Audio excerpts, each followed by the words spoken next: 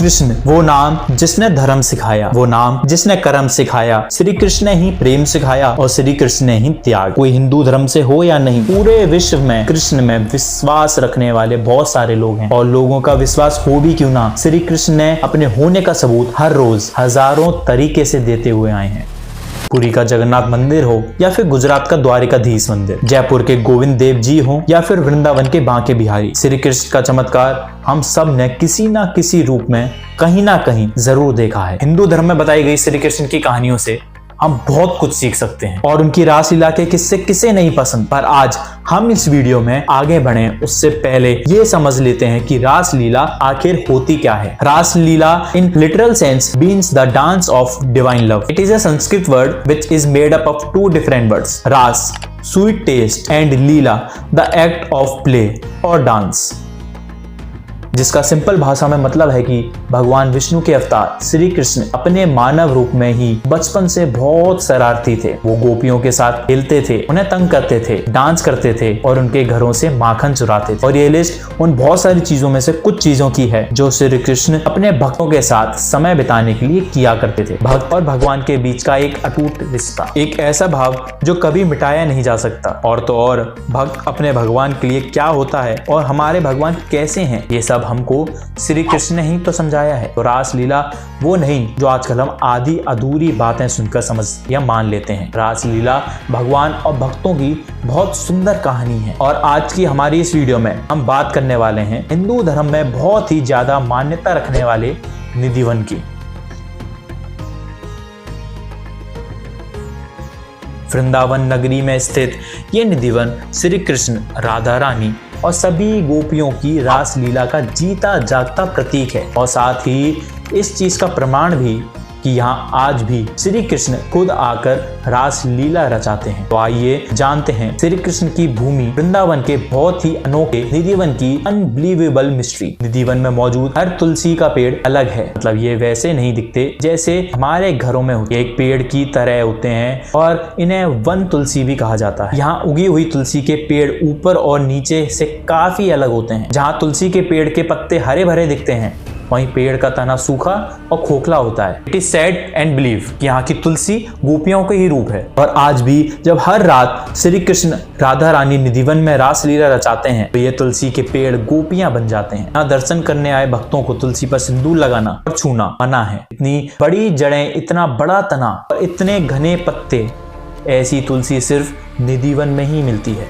निधिवन भक्तों के दर्शन के लिए हर सवेरा खोला जाता है, पर इसे शाम को संध्या आरती के बाद लगभग 9 बजे बंद भी कर दिया जाता है। इसके पीछे की मान्यता यह है श्री कृष्ण और राधा रानी सभी गोपियां यहाँ हर शाम रास लीला करते हैं। काफी सारे लोगों का ये भी कहना हुआ कि ये बातें हवा में बताई जा रही हैं और इस बात का कोई भी प्रूफ नहीं है। तो मैं आपको कुछ ऐसी चीजें बताने वाला हूँ जिससे शायद आप भी सोचने पर मजबूर हो जाएंगे। आखिर क्या है निधिवन का रहस्य। निधिवन में संध्या आरती के बाद इंसान ही नहीं, जानवर भी नहीं रुक सकते। अब हो सकता है कि आप ये सोचें कि जानवर क्यों नहीं रुक सकते और उन्हें आप बाहर कैसे निकाल देंगे। But let me tell you, Nidhivan में चाहे बंदर हो या चींटी, संध्या आरती होने के बाद एक एक करके जानवर निधिवन से बाहर निकल जाते हैं। यहाँ ये भी बोला जाता है कि अगर कोई निधिवन में छुपते छुपते रुक गया वो कभी वापस नॉर्मल लाइफ नहीं जी पाएगा। हो सकता है कि उस शख्स की आवाज चली जाए, मानसिक संतुलन बिगड़ जाए या उसकी ऑन द स्पॉट डेथ हो जाए। और ये सिर्फ मैं नहीं कह रहा, ऐसे बहुत सारे किस्से हुए भी हैं जिससे इस चीज की पुष्टि होती है।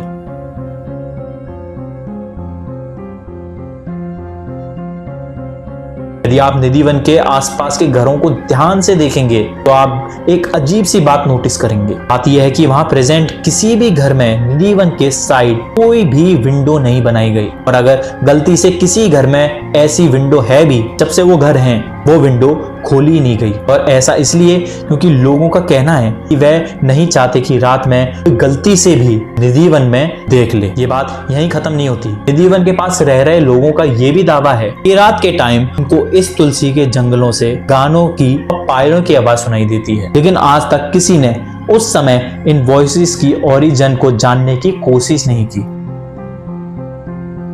माना जाता है कि श्री राधा रानी के कुछ दोस्तों को रात के समय बहुत जोर से प्यास लगने लगी, इसलिए उन्होंने यमुना तट पर जाकर पानी पीने का फैसला किया। लेकिन जब ये बात राधा रानी को पता चली तो उन्होंने अपने दोस्तों को रोक दिया कि रात के समय तो किसी भी नदी के लिए आराम करने का समय हो। पर आखिर राधा रानी अपने दोस्तों को प्यासा कैसे रख सकती थी। तब अपने भक्तों का ये हाल देखकर श्री कृष्ण ने जमीन से पानी का एक नया स्रोत निकाला, जिसको आज भी निधिवन में ललिता कुंड के नाम से जाना जाता है। निधिवन में एक बहुत ही खूबसूरत श्रृंगार घर है जो राधा रानी और श्री कृष्ण के लिए बनाया गया है। इस कमरे का रहस्य आज तक कोई नहीं समझ पाया। तो होता कुछ यूं है कि हर रात मंदिर बंद होने से पहले मंदिर के पुजारी श्रृंगार घर में वहां रखे बिस्तर को सजाते हैं। श्रृंगार का सामान वहां रखा जाता है, पान, गुलाब के पत्ते और बहुत कुछ। और पूरे श्रृंगार को सजाने के बाद उस पे एक बहुत मोटा सा और बड़ा सा ताला लगा दिया जाता है। अगले दिन हर सवेरे मंदिर खुलते ही सबसे पहले श्रृंगार घर खोला जाता है और फिर हर रोज ये सजा हुआ कमरा उथल पुथल मिलता है, जैसे कि मानो हर रोज रात को यहाँ कोई आता है। मान्यता यह है कि श्री कृष्ण रोज रात को राधा रानी का श्रृंगार करते हैं और ये दोनों साथ में समय व्यतीत करते हैं। तो ये कमरा जिसे रोज खुद मंदिर के पुजारी बंद करते हैं और सवेरे आकर खुद ही खोलते हैं, इसमें कौन आता होगा? रिसर्चर्स और इन्वेस्टिगेशन भी आज तक कुछ नहीं पता लगा पाई। तो आप मुझे बताओ, ये भगवान के साक्षात वहां होने का प्रमाण नहीं तो क्या है?